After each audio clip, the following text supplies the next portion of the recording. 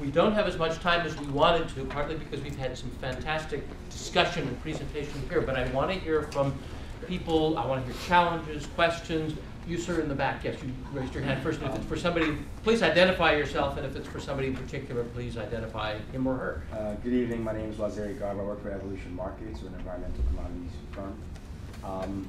Sorry, I don't know if you hear me. My name is Lazeri. I work for Evolution Markets, an environmental commodities firm. Can you stand up, please? Environmental what? We broker environmental commodities. My question is in regards to, in looking at it from the perspective of just infrastructure, what are your thoughts on the California cap and trade system, taking into account the fact that every offset or protocol that they bring to bear really drives, project owners and developers within the kind of within the space to, I guess, ramp up their activity? How do you guys see getting involved, your respective companies or other players in the space, with driving the regulators to create protocols and methodologies, such as you may see in the EU ETS, that will make more people move there organically, as opposed to waiting for the government to make the decision?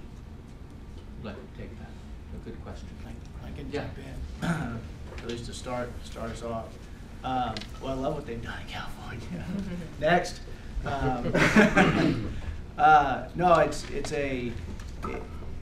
We talk about these, and McKinsey does a great job of talking about these opportunities at the, at the building level versus these structural opportunities.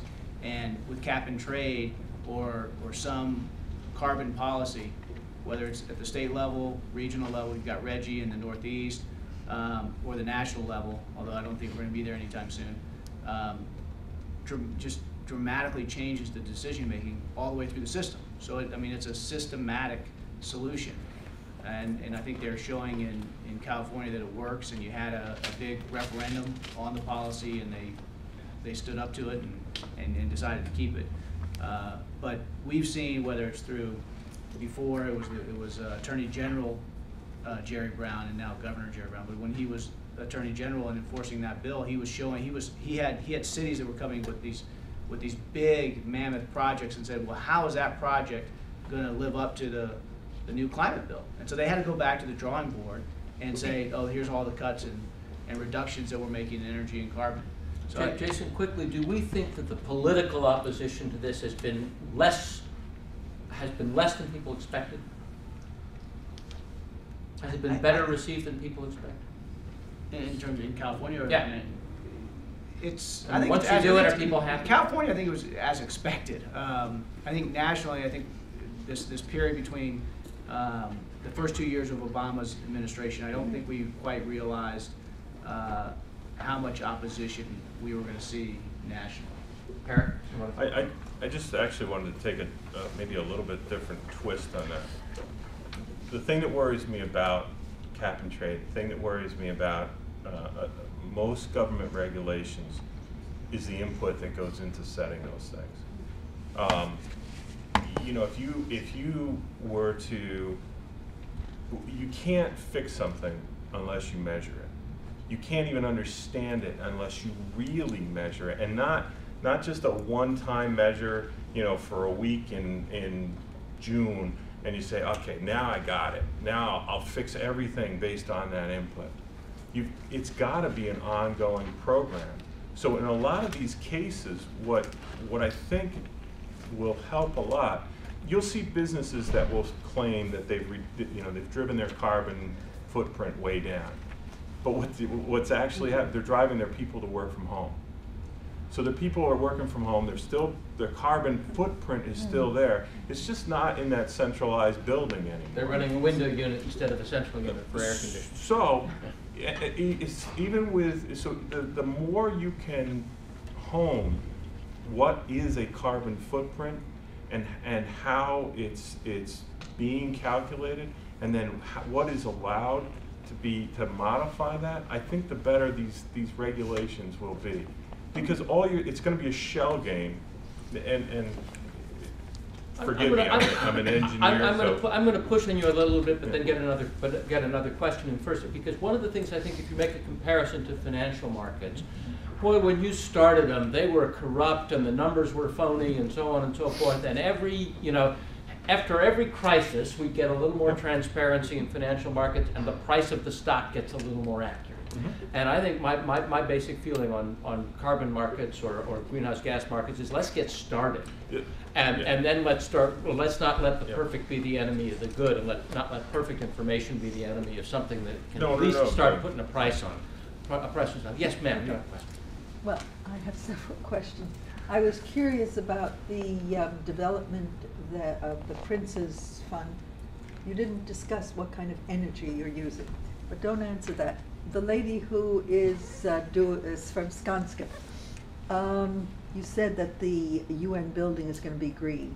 I had a presentation 2 years ago by the man in the UN who is responsible for refurbishing it. The object was not to make it green. It was to get rid of the asbestos and to update all the electricals and all the rest.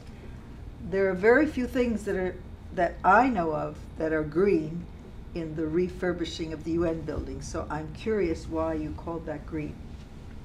Well, when Skanska came on board, the project was about 80% designed.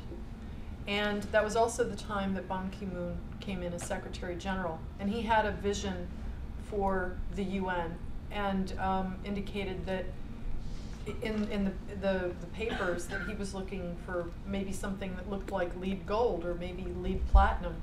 That was not conceived of. In fact, the LEED system didn't even exist when the design began on the renovation of the UN.